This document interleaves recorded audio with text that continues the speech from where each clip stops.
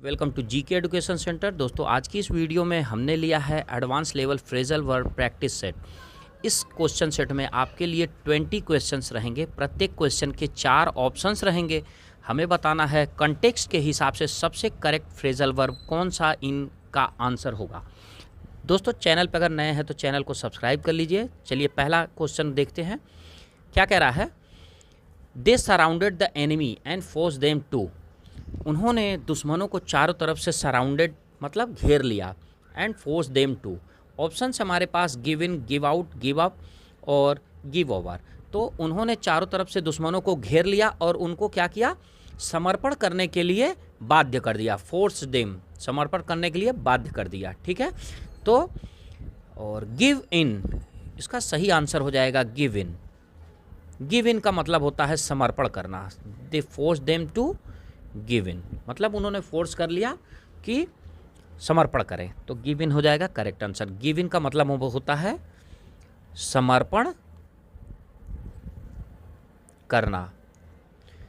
अगला क्वेश्चन क्या कह रहा है, देखिए अगला क्वेश्चन कह रहा है the unknown substance was giving dash N unpleasant smell. वह जो अज्ञात चीज थी उससे क्या है, एक तरह की बुरी स्मेल आ रही थी ना। और ऑप्शंस देख लेते हैं हम क्या क्या है। गिविंग के साथ यहाँ पर आउट लगेगा कि अप लगेगा, ओवर लगेगा या ऑफ लगेगा, ये हमें बताना है। तो देखिए जब भी कोई वस्तु से कोई बुरी चीज़ आती है, अनप्लेजेंट मतलब जो अच्छा ना लगे, इस तरह की स्मेल आती है, तो उसको हम कहते हैं giving of. Giving of, giving of. Giving of का मतलब क्या होता है, छोड़ना। मतलब जैसे बुरे स्मेल छोड़ रहा है या आ रहा है तो उसको कहते हैं गिविंग ऑफ। ठीक है, तो करेक्ट आंसर हो जाएगा गिविंग ऑफ।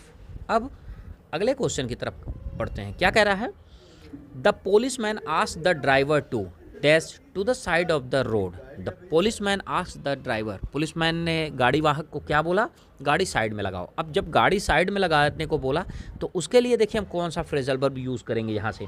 तो उसके लिए हम जो यहाँ से यूज़ करेंगे वो होगा पुल इन। पुल इन, पुल इन का मतलब होता है साइड में लगाना। Pull in. The policeman asked the driver to pull in to the side of the road. Pull in मतलब किनारे लगाना, किनारे लगाना। ठीक है, अगले क्वेश्चन की तरफ बढ़ते हैं। क्या कह रहा है, they say that it takes smokers longer to dash a cold than non smoker. ऐसी कहावत है या ऐसा कहते हैं लोग कि जो स्मोकर मतलब जो धूम्रपान करते हैं, नशा पतई करते हैं, जैसे सिगरेट पीते हैं, दारू पीते हैं या गांजा पीते हैं, उनको हम बोलते हैं स्मोकर। वो लोग सर्दी के जो बीमारी हो जाती है उनको, वो लंबा समय लेते हैं ठीक होने में अपेक्षाकृत नॉन स्मोकर जो स्मोक नहीं करते हैं। तो देखिए यहाँ पर जो सही फ्रेजल वर्ब यहाँ के लिए यूज़ होगा वो क्या होगा, देखिए जो सही यूज़ होगा वो होगा गेट ओवर। गेट ओवर का मतलब क्या होता है, गेट ओवर का मतलब होता है रिकवर करना। Longer to get over. Get over, get over का मतलब होता है रिकवर करना। रिकवर करना या जल्द ठीक होना, ठीक होना, गेट ओवर। अगले क्वेश्चन की तरफ बढ़ते हैं। क्या कह रहा है, देखिए अगला क्वेश्चन कह रहा है although I had not worked very hard I still manage to dash the exam. यद्यपि मैंने बहुत ज़्यादा मेहनत नहीं करी थी, बहुत ज़्यादा प्रयास नहीं किया था, फिर भी मैं एग्ज़ाम को क्या कर गया, पास कर गया।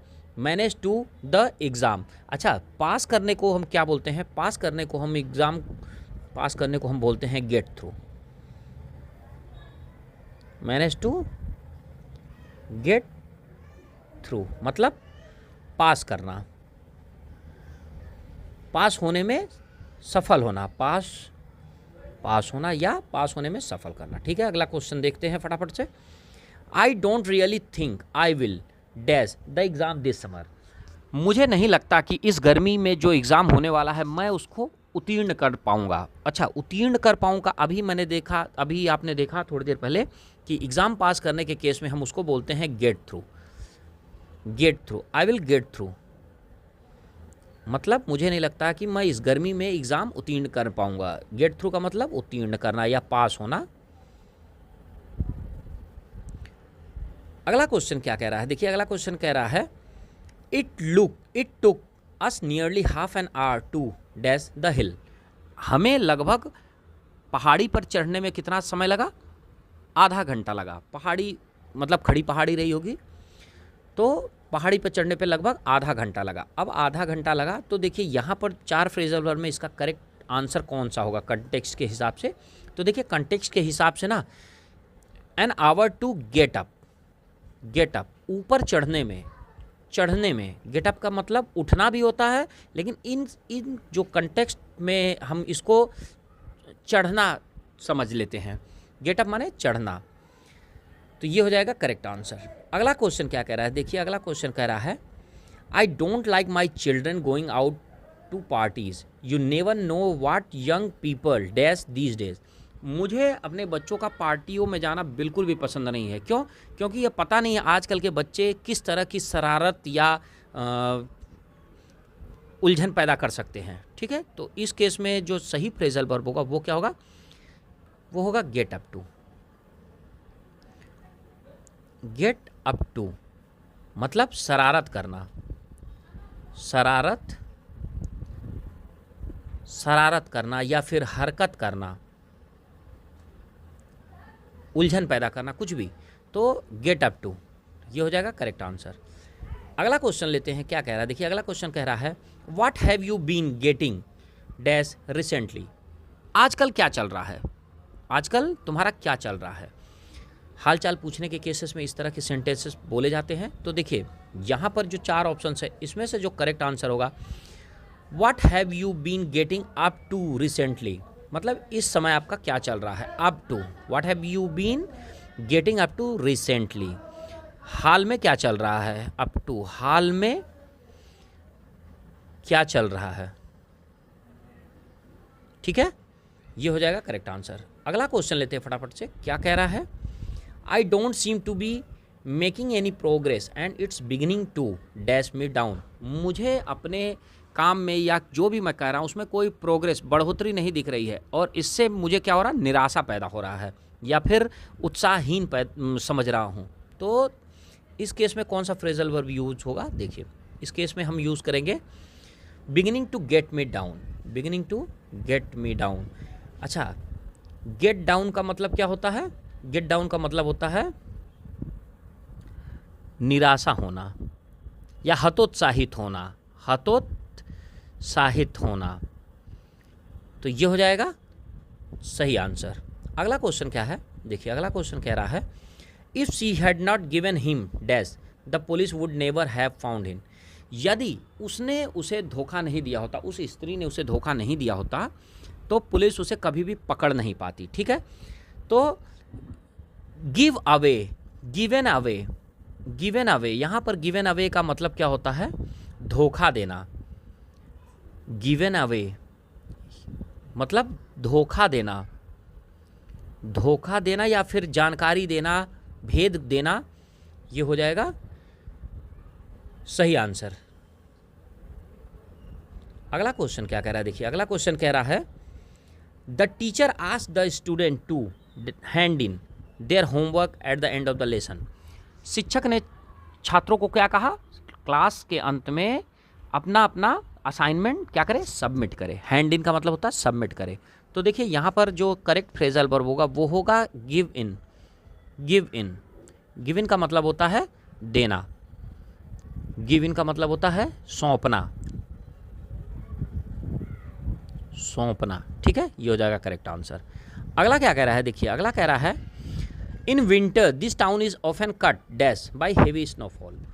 अत्यधिक जब सर्दी पड़ती है तो यह शहर क्या होता है, बाकी शहरों से कट जाता है। कि किस वजह से, स्नोफॉल मतलब हिमपात की वजह से यह शहर बाकी शहर से भारी हिमपात में कट जाता है। तो इस केस में जो करेक्ट फ्रेजल वर्ब यूज़ होगा यहाँ पर वो हो जाएगा इस cut off. Cut off, cut off का मतलब होता है अलग थलग होना,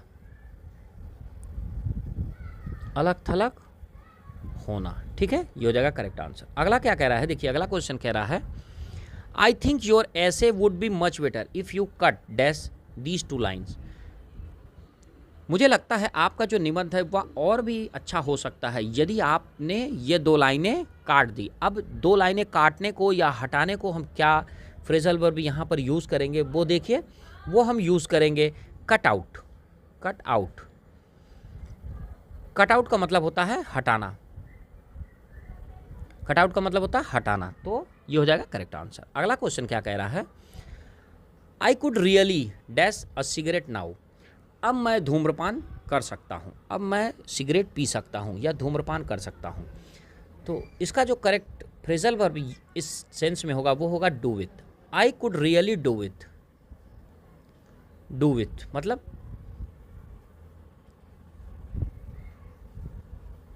धूम्रपान करना,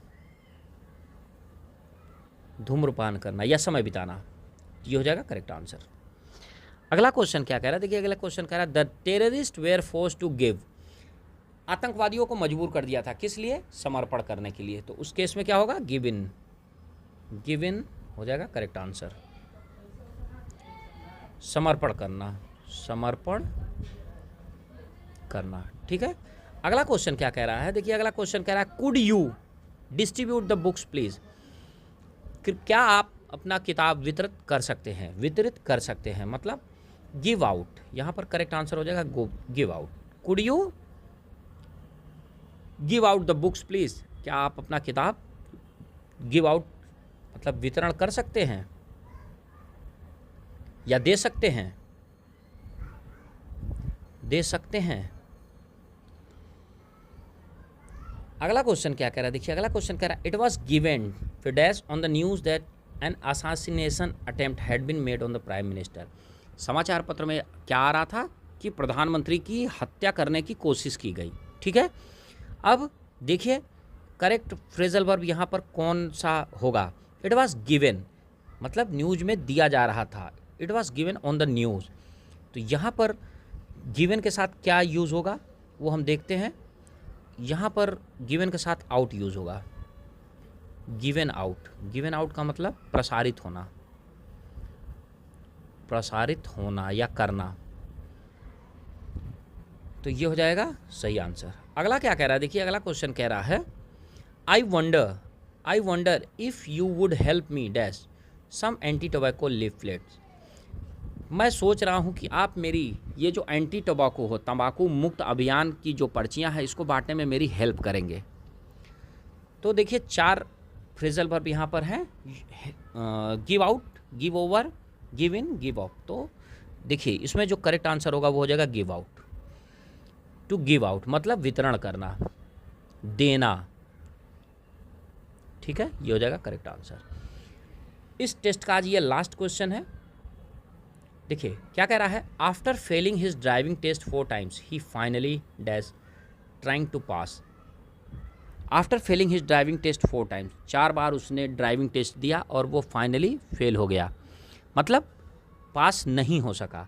तो इस केस में क्या होगा, मतलब गेव अप, मतलब उसने क्या किया, त्याग दिया।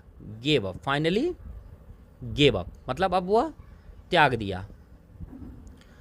तो दोस्तों ये थे आज के टेस्ट के क्वेश्चन। कमेंट करके ज़रूर बताइएगा कि इस 20 में से आपके कितने सही हुए। अगली वीडियो में मिलते हैं एक अलग टॉपिक के साथ, तब तक के लिए जय हिंद।